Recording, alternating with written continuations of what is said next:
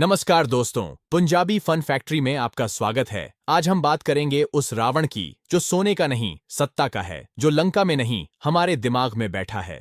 दीपावली के इस समय जब हम अंधकार पर प्रकाश की जीत मनाते हैं, असली चुनौती यही है, समझना कि आज का अंधकार कौन है और हम उसे प्रकाश क्यों समझने लगे हैं। देखिए, दुनिया बदल रही है, लेकिन राजनीति का खेल वैसा ही है, भावनाओं से खेलने वाला। इस वक्त अगर कोई आपसे पूछे कि भारत का सबसे बड़ा रावण कौन है, तो जवाब एक नहीं, कई होंगे। जातिवाद, सांप्रदायिकता, असमानता, भ्रष्टाचार। लेकिन इन सब के ऊपर बैठा असली रावण है वो राजनीति जिसने जनता की समझ पर कब्जा कर लिया है। हम अब विचार नहीं करते, हम बस चेहरों पर भरोसा करते हैं।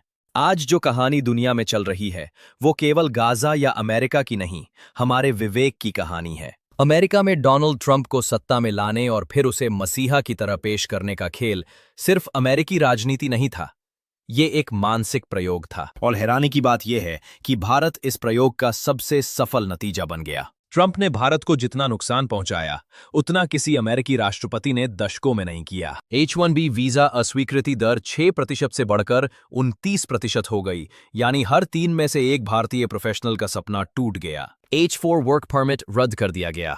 F-1 और OPT वीजा पर पढ़ने वाले हजारों छात्रों पर रोक लगी, उन्हें सुरक्षा जोखिम बताकर परेशान किया गया। भारत से निर्यात पर भारी टैरिफ लगाए गए, स्टील, एल्यूमिनियम, ऑटो पार्ट्स, सब पर। चाबहार पोर्ट, जो भारत को पाकिस्तान को बाईपास करके अफगानिस्तान से जोड़ता, उस पर अमेरिकी पाबंदियां लगा दी गईं। इन फैसलों से भारत का IT सेक्टर, स्टार्टअप इकोसिस्टम और छात्र कम्युनिटी बुरी तरह प्रभावित हुई।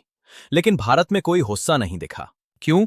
क्योंकि ट्रंप को हमने मोदी का दोस्त मान लिया था, और मोदी के दोस्त का विरोध हमारे लिए देशद्रोह जैसा बन गया। यही वो मनोवैज्ञानिक फैंद है जो हमें अंधकार में रखता है। अब जरा सोचिए, जब दुनिया भर के देश ट्रंप के खिलाफ सड़कों पर उतर रहे थे, Washington, New York, London, Paris, Sydney, Tokyo, हर जगह नो किंग नो डिक्टेटर के नारे लग रहे थे। जर्मनी और फ्रांस में लोग संविधान के पक्ष में प्रदर्शन कर रहे थे, और अफ्रीका से लेकर जापान तक छोटे छोटे देशों में डेमोक्रेसी मार्च निकल रहे थे, तब भारत में क्या हुआ? खामोशी। हमने न तो विरोध किया, न सवाल उठाया, न सोशल मीडिया पर आवाज, क्योंकि हमें लगा कि हमारे नेता का दोस्त है तो सब ठीक है। यही है वो जगह जहां हमारा विवेक बिक जाता है। दोस्तों, ट्रंप का भारत प्रेम एक भ्रम था। वो बार बार कहते थे, मोदी इज माय फ्रेंड, और उसी सांस में भारत पर नई पाबंदी लगा देते थे। उन्होंने भारतीयों को हवाई जहाजों में हथकड़ी लगाकर वापस भेजा। फिर भी भारत में लोग बोले, वाह, कितना स्ट्रांग लीडर है। उन्होंने हमारी अर्थव्यवस्था को झटका दिया, और हम बोले, वो हमारी इज्जत बढ़ा रहे हैं। ये वही सोच है जिसने हमारे भीतर प्रतीक राजनीति को जन्म दिया है। आज हर काम प्रतीक से मापा जा रहा है। कितने दिए जले, कितनी मूर्तियां बनी, कितने मंदिरों में दीपोत्सव हुआ। लेकिन कितने किसानों का कर्ज माफ हुआ, कितने बच्चों को शिक्षा मिली, कितने बेरोजगारों को नौकरी, उस पर कोई बात नहीं करता। यही ट्रंप मॉडल है। सिंबल पॉलिटिक्स, शक्ति के प्रतीक, धर्म के प्रतीक, विजय के प्रतीक।